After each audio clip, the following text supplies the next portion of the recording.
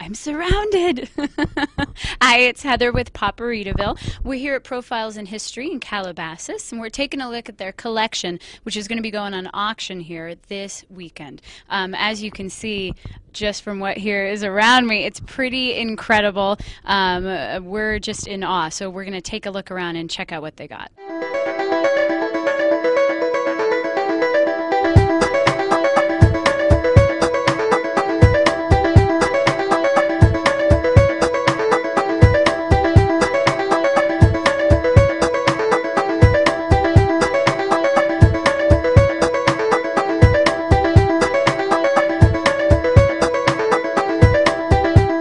I'm here with Brian with Profiles in History. Brian, what do you do here? I'm head of acquisitions, for the company. I deal with all the consigners, and also I deal with the buyers too, come auction time when they have questions about the pieces, where they came from, etc. Do you get most of this stuff from personal collections? Does it come from prop warehouses, people? Mainly private individuals and collectors, yeah. That makes it a little more exciting, but every once in a while it's great to have a mother lode that you may find in some warehouse in an institution. I mean, we do deal with other studios and so forth, but that's usually the new stuff. Now, the older stuff has been material that's been out in collections and traded and bought and sold through, between, collector to collector. And so those are the ones that are the more exciting things, I think. Yeah. Yeah. So do you guys ever get the urge to just play with all the stuff? Well, we do our playing. No, during the time of the cataloging, that's when we really have our hands on. I mean, for instance, when we're describing this material, we say, okay, that's when we really do our hands-on stuff. But it's not that much fun because it's under the gun because you have catalog deadlines. But what is fun, though, is the fun part, actually talking to clients and explaining and promoting the material that's in the sales. That's what's the fun part for me. And in this collection, what for you is the most exciting prop the most exciting thing that you guys have right now that's going to go on auction this weekend? The most exciting thing, I would have to say, for me personally, would happen to be the Harrison Ford script from Raiders of the Lost Ark. Yeah, that's my favorite because it's a little more cerebral, but that's my favorite character of all time, and having 1,600 words penned by him, just forming and forging the classic character of Indiana Jones doesn't get much better than that. Now, have you guys ever gotten like the hat or the whip from Indiana Jones? Yeah, we have. We sold. This is our 43rd sale, so we've sold thousands and thousands of items before. But we sold a jacket of his for over $80,000 hammer price. So it was all including the buyer's premium, over $90,000. Let's say you own something, you say, Brian, I want to sell something. What we do for a fee, we end up selling, 15%, we sell it, and if it sells for $100,000, you get a check for $85,000. What's the highest selling thing you guys have ever done? Ever sold at auction was the Cowardly Lion costume, worn by Burt Lahr in The Wizard of Oz, and that piece sold for over $800,000. Yeah. Actually made out of real lion pelts. Believe it or not. Jabba the Hutt, first he was going to be a slug-like creature. Then he was going to be a furry creature, like a Wookiee.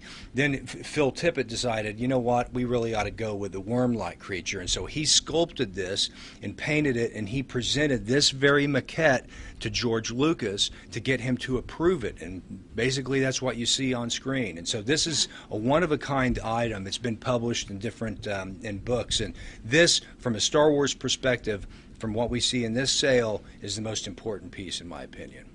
It may not be the most expensive in the estimate-wise, but I think it's the most important one. Now, this is a background AT-AT walker from Empire Strikes Back. Actually, it's hand-painted, but if you look, it's actually made out of cardboard.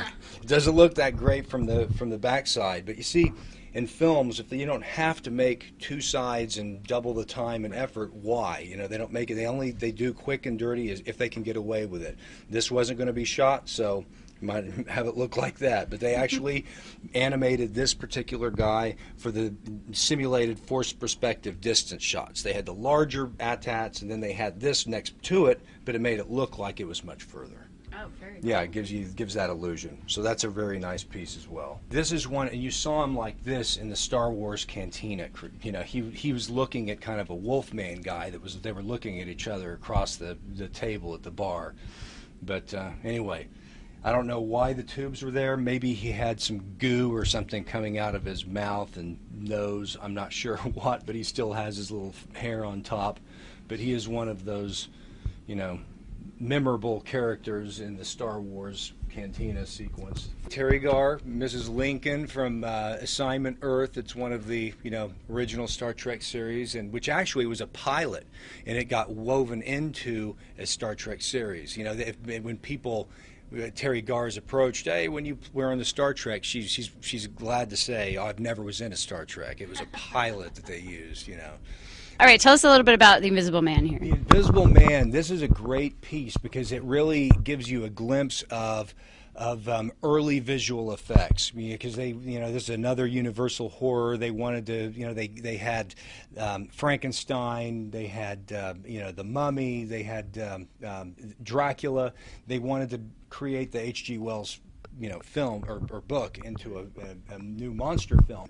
And so what they use, they literally have this costume, black velvet. They had a black background, and then they literally put the costume and the wrapping over him, and so then he just took it off, and then it just looks invisible. When you walk into the room, you can kind of see, you just see the white bandages, and you see his scarf, and that's about it.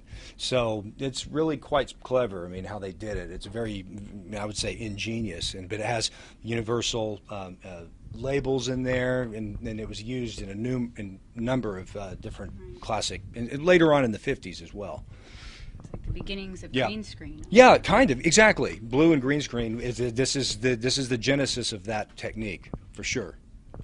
For the Green Hornet fans, for the new movie that's coming out, this is actually, you know, title art that you saw at the very beginning of every Green Hornet episode in the 1960s. And literally, they would turn the back of this, and it would create kind of that moire pattern. It would kind of swirl.